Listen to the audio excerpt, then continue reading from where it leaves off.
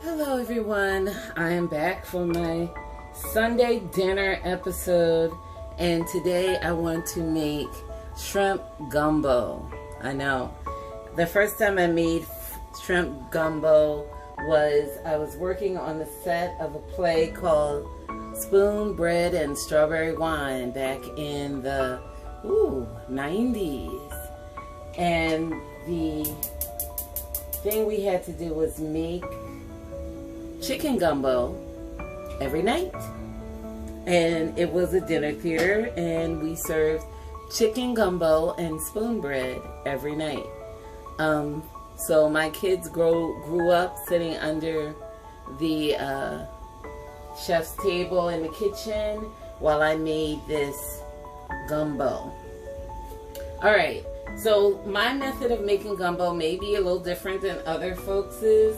And as you know, gumbo is something that is traditional to every family.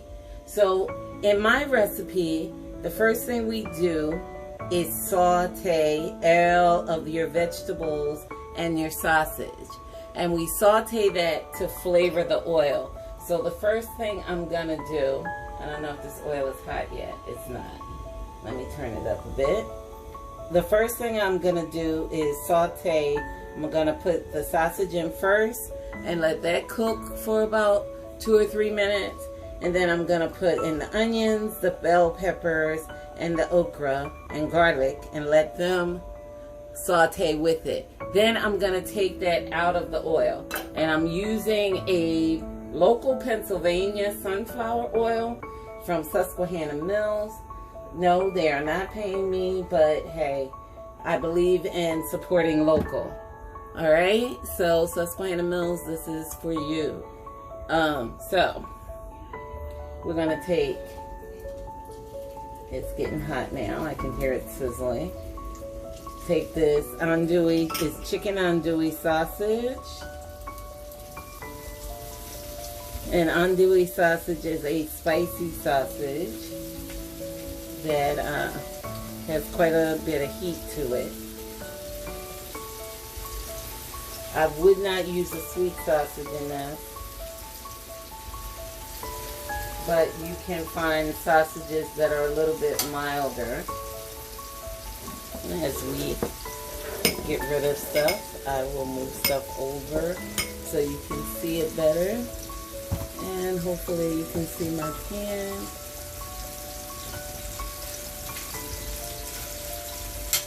And I just want to get this started a bit, starting to brown on one side, and then once we turn it over, we will add the next ingredient.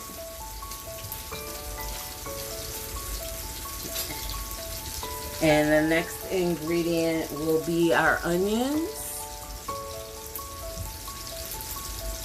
And again, this is all to flavor the oil that I'm going to use to make a roux.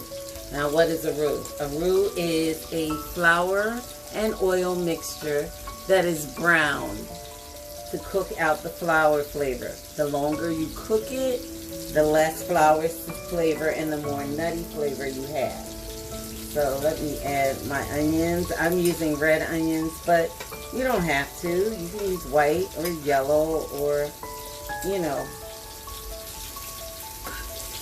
other onions you may like. I wouldn't use a shallot or a scallion because they don't impart enough flavor for gumbo.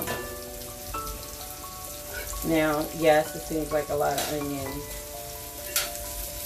but onions do cook down in the stew.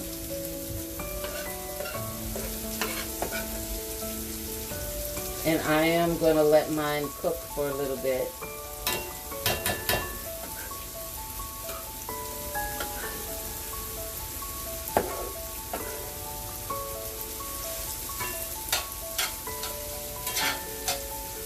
Let that cook for a few minutes.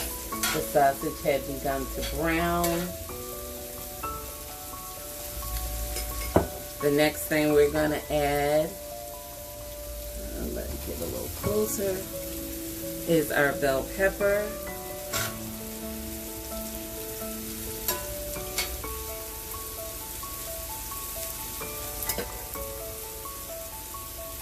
I'm using yellow bell pepper. A lot of people feel like they should use green bell pepper. That's fine.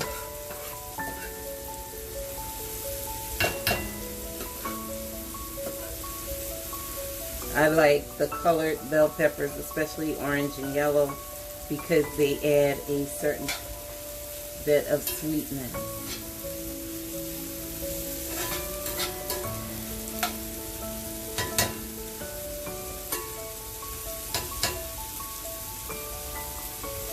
Alright, we're going to let that cook for about a minute or so.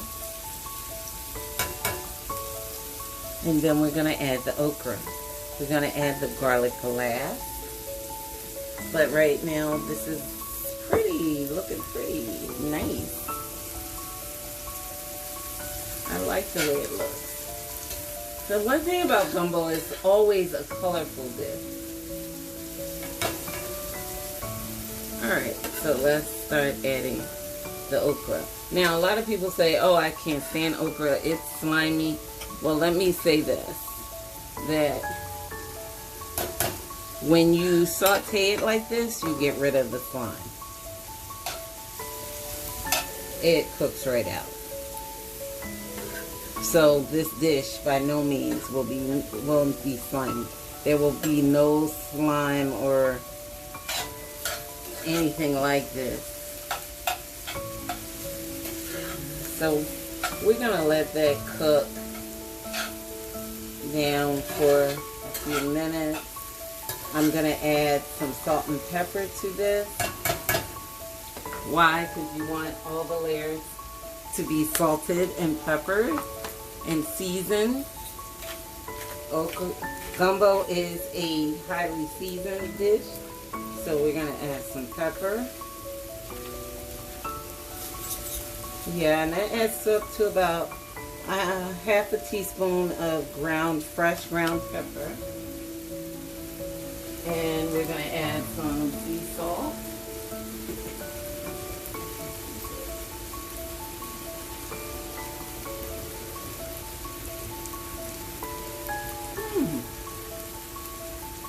Oh, that smells so good. I'm telling you, onions and peppers and cooked down smell so good.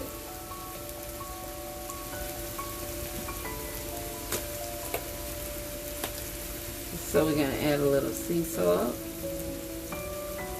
Remember, this is only part of the stew, but we want to thoroughly season each layer. It will not by any means be salty. Now we're going to, I'm losing some out of the pan. We're going to let this cook down for a few minutes and brown up a little bit, and we'll come back to you in about 3 to 4 minutes. Alright, so if you look, there is no slime. That's what happens when you saute and pre-cook the okra. You don't have any slime. But what we do have is a highly flavored oil. So we're going to move this to the stew pot. And that's why I'm moving all these vegetables.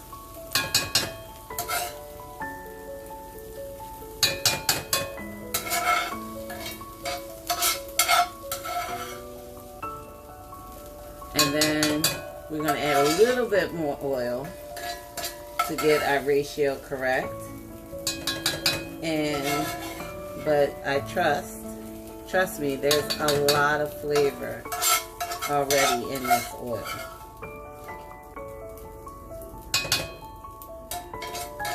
The flavor from the onions, the okra, the bell pepper.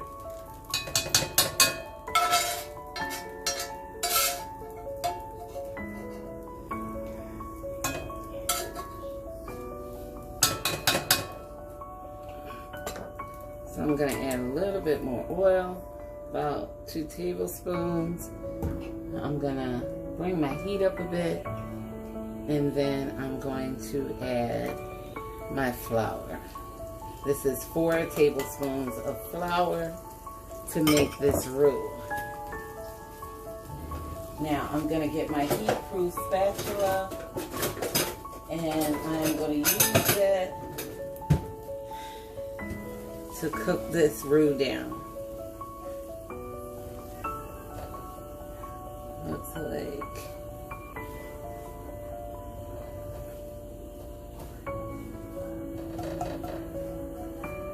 Looks like I need a little bit more oil because this has to cook for a while. Just a little bit, so I put another teaspoon in there. And yeah, my roux is beginning to look like a roux should when it's getting ready to cook down. And now I'm gonna lower the heat some because you don't want to cook this too fast. It's gonna take anywhere from 5 to 15 minutes for this roux to cook. So I'm gonna come back, but I wanted you to see, like you see, I do use, you know, whole grain flour in all my cooking, so it looks a little darker than if you were using all-purpose white flour. But I'm gonna take some pictures as it darkens so you can see that it's cooking down to a dark roux. All right.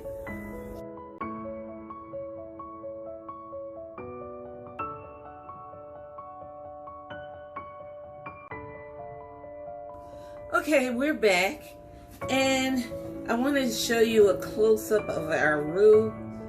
It is a dark brown, almost the color of a penny, and that's the color that you want your roux to be.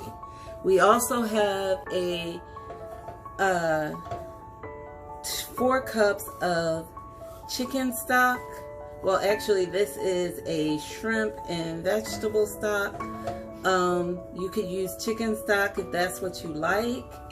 I like to mix a vegetable stock either with my chicken stock, ooh, hot, or with, let me get another towel, with my chicken stock, or usually whatever stock I'm using. Okay, so here's our pot with our vegetables in it. We're gonna add the roux to that.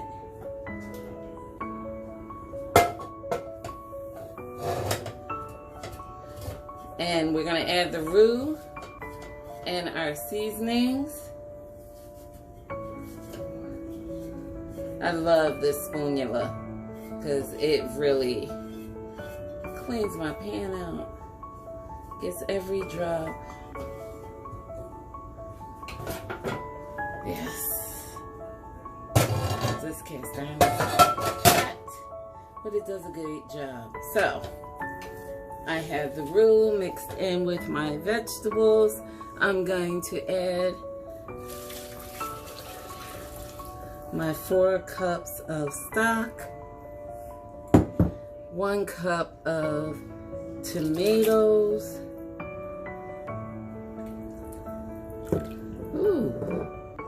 I have in here paprika and red pepper flakes, just to add a little more heat. I have some oregano that I want to add. And just to bump up my tomato flavor, a little tomato paste. Now, I buy tomato paste in a tube for just this purpose. I also have some filet powder, which I got from Whole Foods. I used to get it from the Italian market. I didn't feel like going all the way down there or to see if that spice shop is still open. I haven't been there in some years. But what I am going to do right now is put this on to simmer for at least an hour. Okay, and I will come back to you once the hour is up. I will take pictures in the meantime so you can see what it's looking like. But I'm going to bring it to a boil and then hit it down to simmer. All right.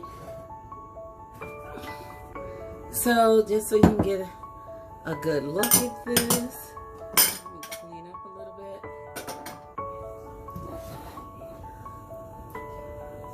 right. So this is what we're starting with.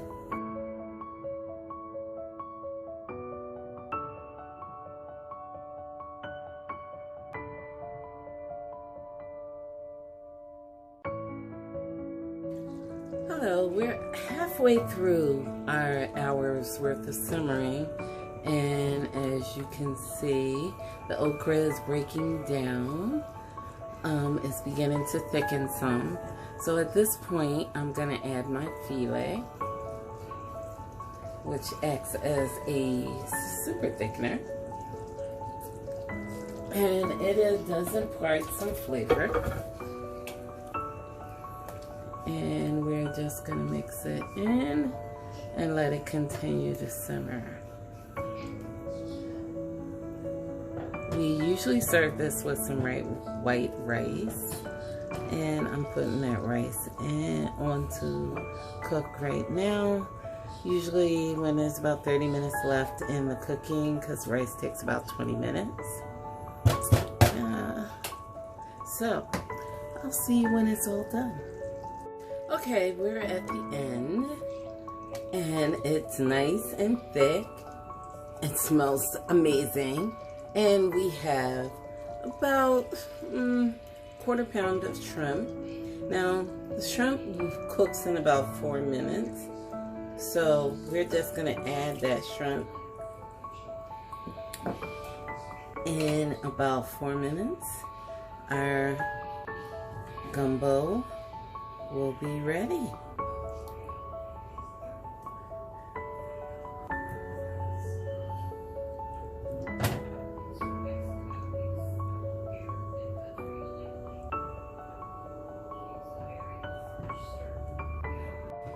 Okay, we know that our shrimp is done when it turns a nice pale pink color.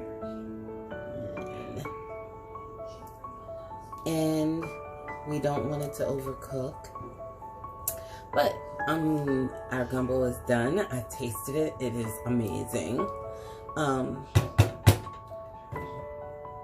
And I'm gonna plate this up for you. See you in a little bit. Peace.